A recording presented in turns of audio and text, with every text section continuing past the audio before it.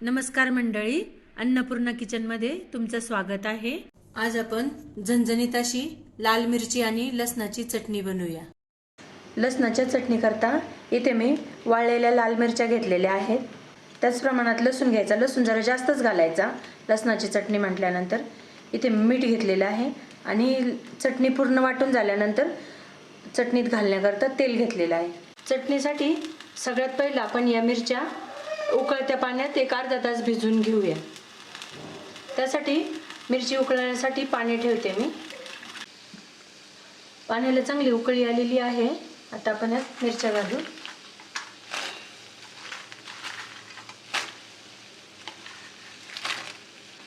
आता आपण गॅस बंद करून एक अर्धा तास कढई झाकून ठेवू।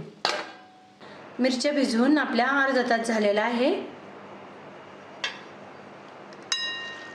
अशा मिरच्या भिजलेल्या आहेत। या मिरच्या का बरं उकळून घ्यायच्या, तर या मिरच्या काही मिरच्यांचे साल खूप जाड असतात, त्याच्यामुळे अशी आपली चटणी बारीक वाटल्या जात नाही, म्हणून हे पाण्यात उकळून घ्यायचं, म्हणजे बी आणि हे साल पटकन बारीक होतात।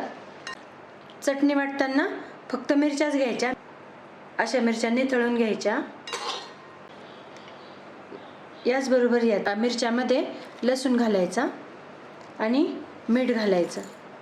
आता हे मिक्सरला एकदम बारीक वाटून घ्यायची।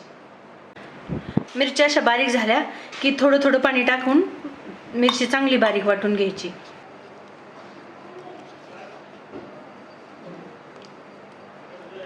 अशा पद्धतीने आपली ही चटणी वाटून झालेली आहे। एकदम बारीक चटणी वाटल्या गेली।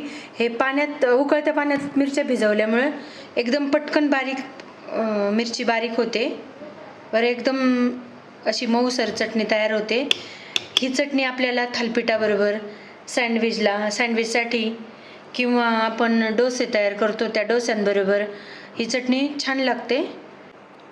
अशा प्रकारे आपली चटणी वाटून झालेली आहे। आता आपण एका डब्यात काढू आणि त्याच्यात तेल घालू।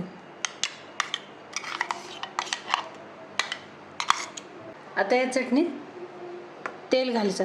तेलामुळे चटणीचा तिखटपणा पण कमी होतो आणि एक 7-8 दिवस टिकते पण, आणि छान चवदार अशी लागते ती। अशा प्रकारे आपली चटणी तयार झालेली आहे। तुम्ही नक्की करून बघा। व्हिडिओ आवडल्यास लाईक, शेअर आणि चॅनलला सबस्क्राईब करा।